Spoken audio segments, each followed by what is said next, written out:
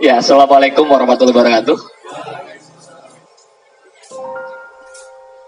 Ya, begitu jam berapa ya? Kira-kira pukul 2 dini hari tadi menerima kabar di media sosial, di grup-grup WA, lalu di Facebook, ya. Wah, tiba-tiba rencana pengen nonton film nggak jadi, langsung dibatalkan. Ya, Kak Bagja ini kalau di Jakarta adalah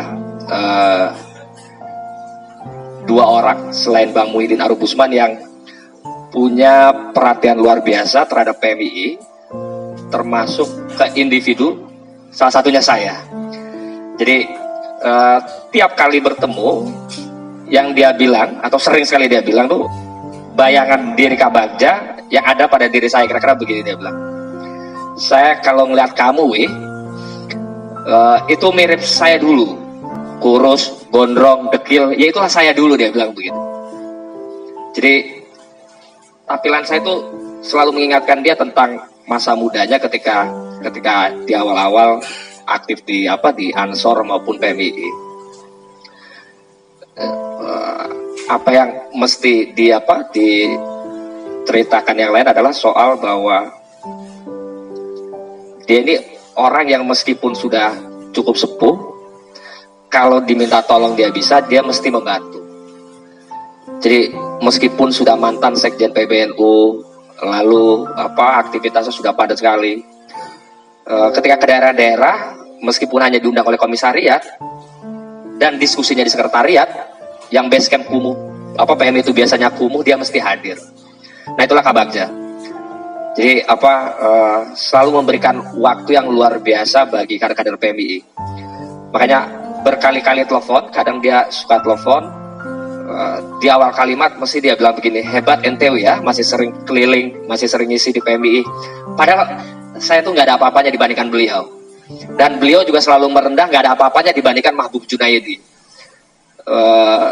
Dari satu waktu dia cerita, Mahbub tuh karena dia dulu ketua di UNJ atau IKIP Jakarta, ketua komisariat kalau tidak salah, ketua komisariat. Mahbub itu kalau diminta ngisi mapaba, yang pesertanya 4 orang saja mesti datang. Dan dia akan bercerita laksana narasumber yang sedang mengisi seminar berisi 100 orang, 200 orang. Itu dianggap sama. Jadi saya kira dalam banyak hal Kak Bagja mengikuti apa yang pernah dilakukan oleh pendahulunya Mahbub Junaidi. Yang kedua juga soal konsistensi. Jadi Ahmad Bagja ini satu-satunya ketua umum PBPMII yang pernah dipenjara oleh Orde Baru. Setelah itu dan sebelumnya nggak pernah ada. Jadi pertanyaannya, kenapa beliau dipenjara oleh Orde Baru? Satu saat dia dipesankan oleh Mahbub. Dia bilang, Ja, kalau kamu yakin diri kamu benar, jangan pedulikan orang lain. Jadi kalau suatu saat Komkamtib dulu ya, jemput kamu, tangkap kamu, ya sudah, nggak apa-apa, yang penting kamu yakin dan benar. Satu saat Kak Bagja benar-benar ditangkap. Ketika dijenguk oleh teman-temannya, dia bilang, Kak Abo, dia kalau manggil Mahbub Junaidi itu Kak Abo, sama seperti Gus Dur manggil Mahbub itu Kak Abo. Kak Abo di mana? Kasih tahu saya ditangkap. Ternyata Mahbub sudah lebih dulu ditangkap, kira-kira begitu. Jadi dua orang ini betul-betul soulmate.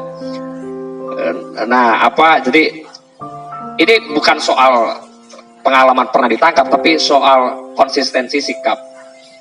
Jadi setinggi apapun jabatan, karena pada dasarnya juga perlu punya prinsip.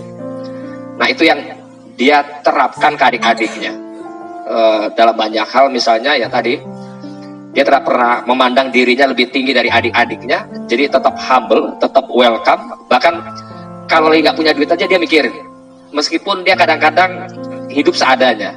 Mungkin kalau kawan-kawan ada yang pernah lihat, mungkin Pak Yasik pernah lihat rumahnya Pak Yasik ya, yang di mana Kalibata, sederhana sekali.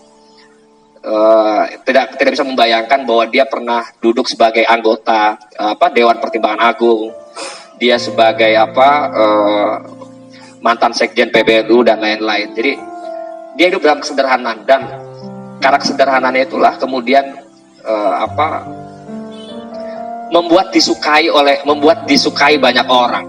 Jadi terakhir di masa-masa akhirnya hidup juga setahu saya istana kalau mau ngangkat pejabat yang berlatar NU seringkali melalui Pratikno juga menanyakan soal track record politisi NU yang dimaksud apakah layak atau tidak. Meskipun seringkali misalnya pertimbangannya Kabagja juga tereliminasi oleh pendapat yang lain kira-kira begitu. Tapi dia salah satu rute untuk mendapatkan legitimasi bagi anak-anak NU yang kebetulan ingin mendekat ke dalam kekuasaan. Saya kira begitu. Nanti saya mau bikin tulisan aja, Pak Moderator, karena nggak boleh lama-lama. Ketimbang ya di YouTube. Saya khawatir Pak Yasik dari tadi sudah mikir banyak, sudah ingin dimuntahkan ya kan. Lalu Pak Oki juga, jangan sampai semuanya jadi batal gara-gara saya kepanjangan. Iya.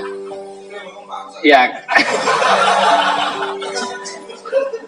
Karena keduanya ini kan orang-orang yang behind the scene, jadi mungkin mereka ini aktor-aktor yang seringkali justru berinteraksi di balik layar dan mungkin punya memori yang luar biasa yang perlu diceritakan di luar yang tadi Pak Huda, Pak Naini dan saya kemukakan. Jadi mungkin ada banyak hal-hal istimewa yang nanti bisa dikemukakan dan menjadi sesuatu yang mungkin bisa kita renungkan dan kita teladani dalam kehidupan kita sebagai aktivis, sebagai mahasiswa, sebagai dosen, sebagai seorang ayah maupun sebagai seorang